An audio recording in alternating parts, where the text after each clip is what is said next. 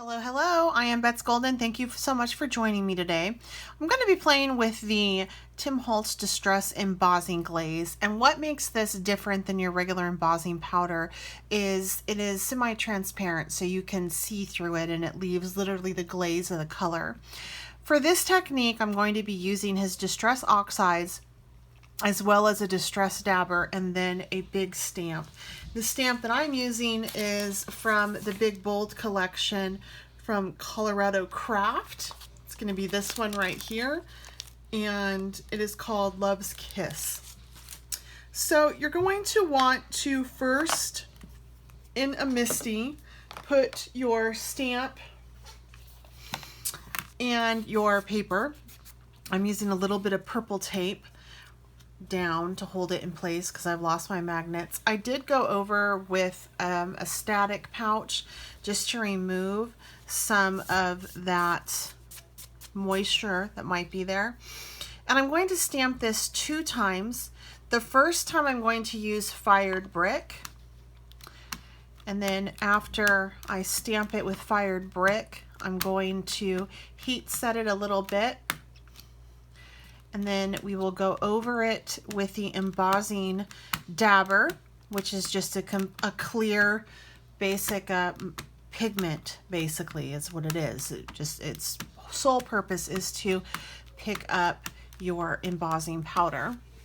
And the reason why I am doing that is because I discovered that as I use the Distress Oxides, the glaze was not covering all of it. It would stick to like parts of it, and I want it to cover the whole thing. So I need to go over it one more time because obviously it didn't get in those places. So let me make sure it's sticking down there. Really give it a nice push, nice little rub down. All right, and that's a little bit better. So I'm going to take and just clean off my stamp like so. And then I want to take my dabber and I'm just going to start to kind of pull it through and just get some ink out and just get a nice coat. Now this isn't going to be real juicy. That's not how it's designed.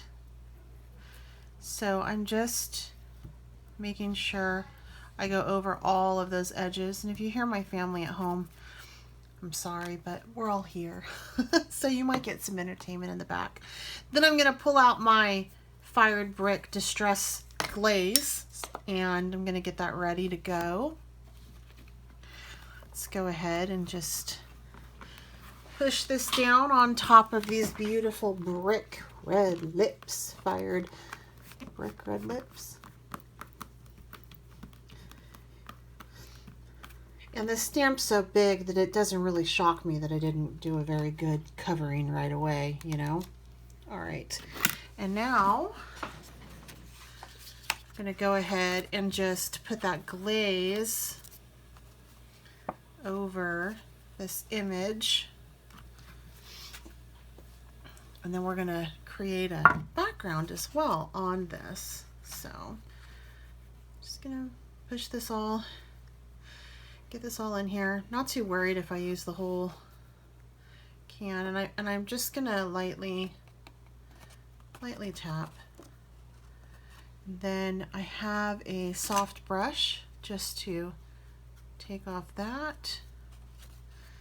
Just get that off. And really I'm not that concerned if if it embosses because of what we're gonna do to the background. So it'll be okay. And then from here, I'm going to take my heat gun and I'm going to make sure that I warm it up prior. And then I'm just going to take it on over and heat set the whole thing. I went ahead and heat embossed and got the beautiful glaze on. And what I'm going to do from here is create the background. And I actually do this backwards. I put the main focus on first. So I start with my darker color, and then I'm gonna go ahead and just work into my lighter color. And again, I'm not even caring that I'm going over those lips with that, because if I get more glaze on, it's okay. Plus, I can actually wipe those lips clean because there is a glaze on it, so it will rub off. Right now, just more worried about getting some of this background color down and creating a background. So I'm doing spun sugar first, and then I'm gonna go over it with some worn lipstick. And I am gonna just do this with a little bit of water and whatnot. It's gonna give kind of a chalky finish, which is okay. I could use Distress ink if I wanted to and do a glossy, but since I'm gonna cover the whole thing with Tattered Rose Embossing Glaze, I'm okay if it's chalky, because that'll go away once I cover the glaze. All right, and then from here, I'm gonna take some worn lipstick and just going to work it kind of down like that.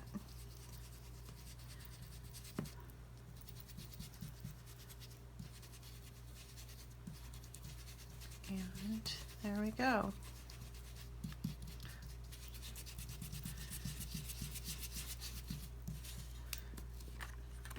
So this is like the real fun part, you know, creating it's the unpredictability. You don't really know what you're gonna get.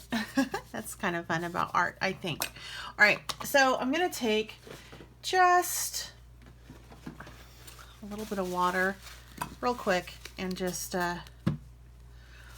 go over my lips here. Just remove some of that. Just using a wet paper towel. I mean, a baby wipe probably would be ideal as well on this. I'm just going to take some of that color off of the lips, like so. All right, and then from here, I'm just going to throw on a little bit of water. And look at that oxidize. Oh, so pretty. All right, I'm going to heat set it. And then once it's heat set, I'm gonna go ahead and throw that embossing dabber over it, the clear embossing powder, and then hit it with Tattered Rose. So I went ahead and heat set that, and I actually think I want to ink the edges with a little bit of this fired brick before I throw on the embossing, the clear embossing dabber, the Distress embossing dabber. I just want to throw this on real quick.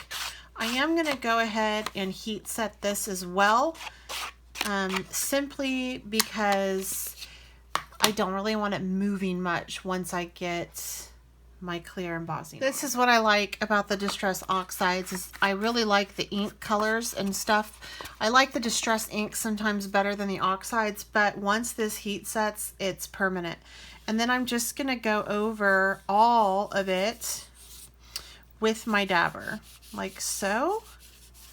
Give it a nice good covering, and see it's not really picking much up.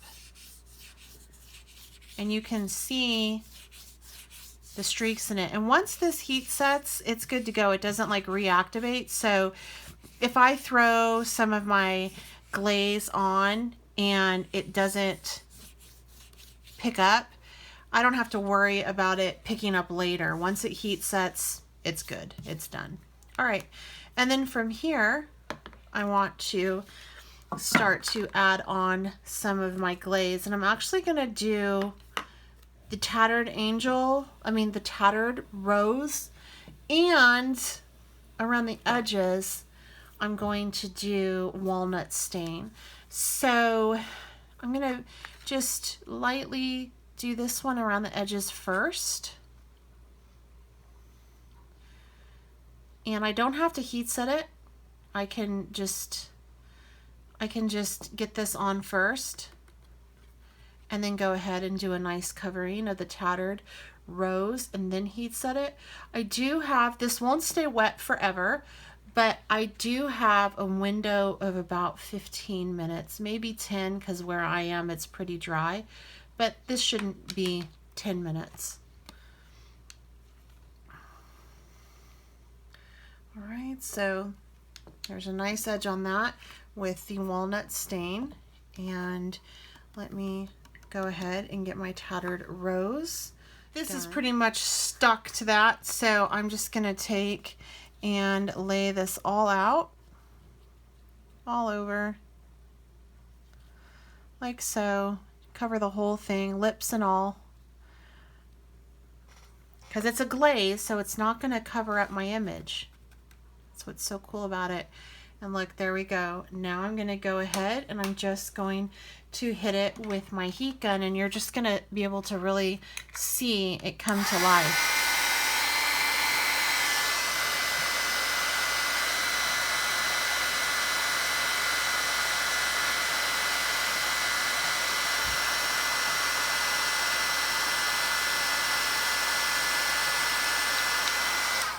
See how as it dries, you can see the lips through. It didn't really interfere with that at all, and it's giving a nice shine to that distress.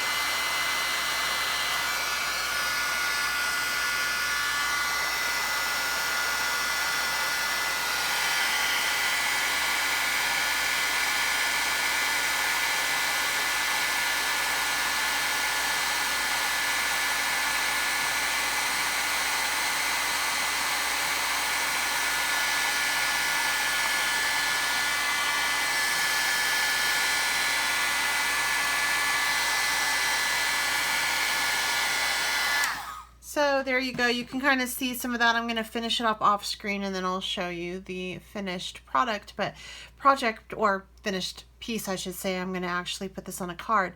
But isn't that cool how it just glazes over the color and the color still pops through? Well, it just leaves that tint of whatever the embossing glaze is. I just love it. I got that all embossed. And as you can tell, I really see the shine, and I accidentally stuck my finger in it when it was still hot. It doesn't take long to cool down, but I literally put my finger right in after I had gotten done embossing the whole thing with the heat gun. So there's a fingerprint, and I'm not so in love with it quite yet. So what I want to do is I actually want to take in some of this black soot and work it in, and then put just a little bit more of the distress glaze down. But I want to go over like that area right there, just in some of the spots, just to rough it up just a little bit more, like so.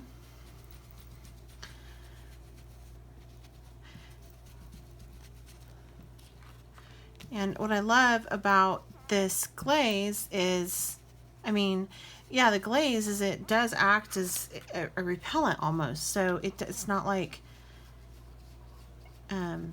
it's offering a little bit of resist, so to speak. Like I can take and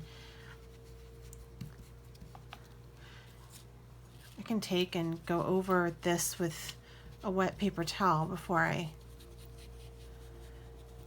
put anything else down, and take off the color where I don't want it. So like right there, I don't want it there. And since it's a glaze, it comes right off.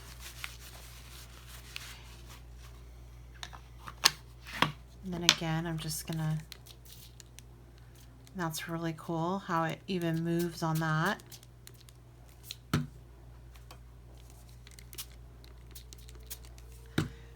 So I'm going to take my heat tool this time and just dry that.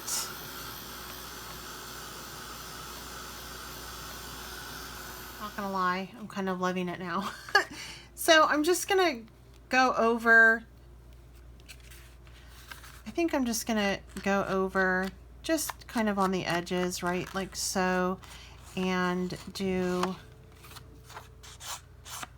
a final glaze, just to glaze the edges. And I'm going to do that in Oh, we'll do that in walnut stain one more time.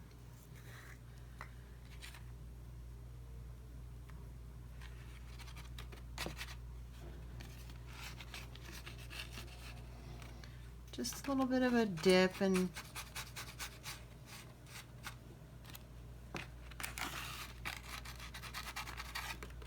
there we go. And then we'll heat set it and call this little background done. So I heat set the edges and I really love how this turned out. I'm gonna go ahead and put it on the card and call it good. But this was a lot of fun. I've played with the glazes a few times, but I didn't realize that you could actually layer on more color on top of the glaze and then get it wet. If you're using a distress oxide and then layer on more. I think that that's super cool. It does a really fun grungy look. So I hope that you enjoyed this video. I do have links provided down below on where you can find the Tim Ranger Distress line. I'd appreciate it if you use those if I inspired you and you want to get them, because it does help fund my channel. If you enjoyed this video, please give it a thumbs up. If you have any questions or comments, please leave them down below. And like always, I love it when you guys share. And if you haven't subscribed, I certainly hope you consider doing so. Until next time, I'm Bets Golden. Happy crafting.